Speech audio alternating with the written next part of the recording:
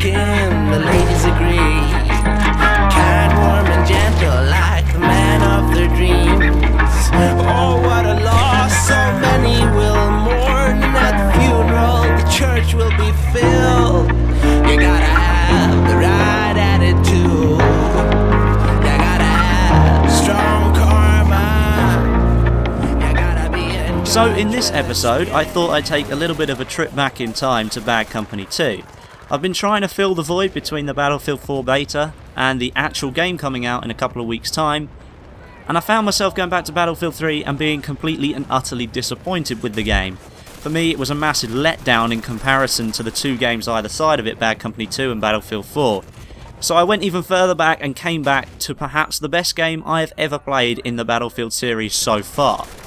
I say so far because I really did enjoy the beta for BF4, and I think it's probably going to overtake Bad Company 2 in terms of playability for me and replayability, wanting to play the game all the time.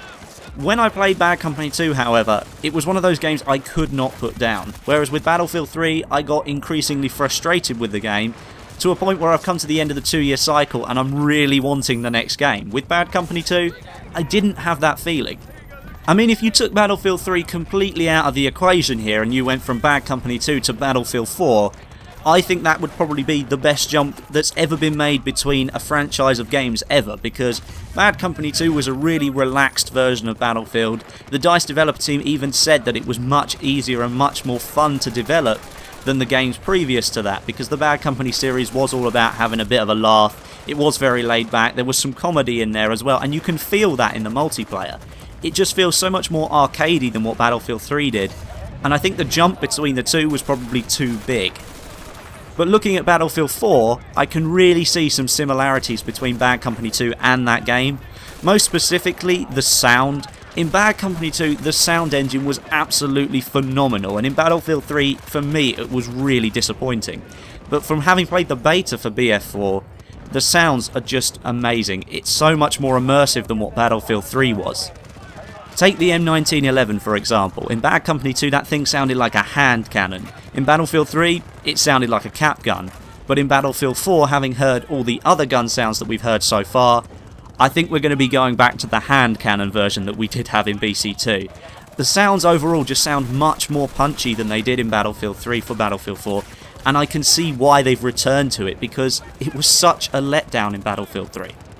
Coming back to Bad Company 2 in general though, it was such a nostalgic feeling playing this game. Just after a few rounds of Rush, those feelings that you get when you used to play the game come flooding back to you, and it makes it for a truly great experience. But it doesn't always mean that the game was completely flawless, because, as with every game, Battlefield Bad Company 2 wasn't perfect. The hitboxes in this game are truly massive. I can snipe somebody from about 100 meters away. If the bullet goes 3 foot past his head, sometimes the game will still give me the kill. If the guy's got low damage and I snipe between his legs, that's where the hitbox is, so the game will give me the kill. Looking back to 2 or 3 years ago when I used to play this game quite regularly, I don't remember the hitbox system actually being a problem for me, but looking forward to Battlefield 3 and playing that game for a couple of years and then coming back, you suddenly start to realise that this game was much more arcadey than Battlefield 3 was.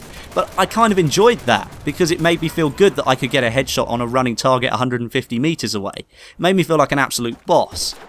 Of course, the sniping mechanics in Battlefield 4 is going to be much different to what it was in Battlefield 3 and Bad Company 2. Having played the beta, I felt that the bullet velocity is much slower, the bullet trail actually puts me off where the target should be going to, and it's making me judge the distance a hell of a lot more differently than it did in Battlefield 3, which is where I learned to snipe most of the time anyway. Bad Company 2's handgun system also had a massive flaw in it for me looking back now.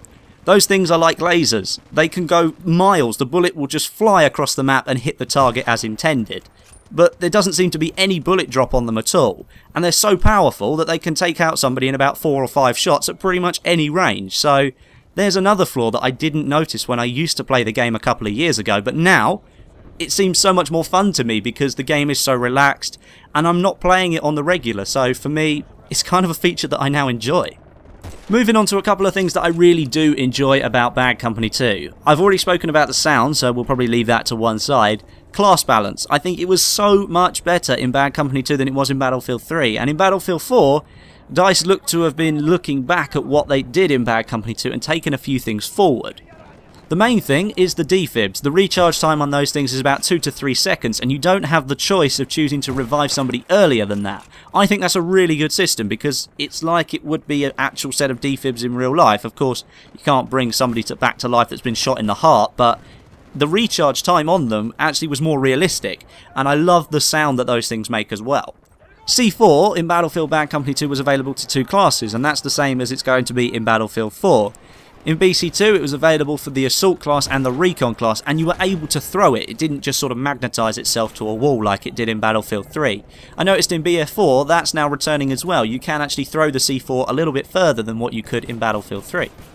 Motion balls have made their way back from Bad Company 2 to Battlefield 4. One of my favourite things in Bad Company 2 was those things. It was like having sort of a guardian angel over you all the time. You didn't have to have a stationary tugs in order to see where your enemies were. And the motion balls could be replenished by going up to ammo packs as well, so you could just literally move around the map all the time, find an ammo box, replenish them, and throw them out again. Of course, it doesn't just help yourself, it helps the team as well.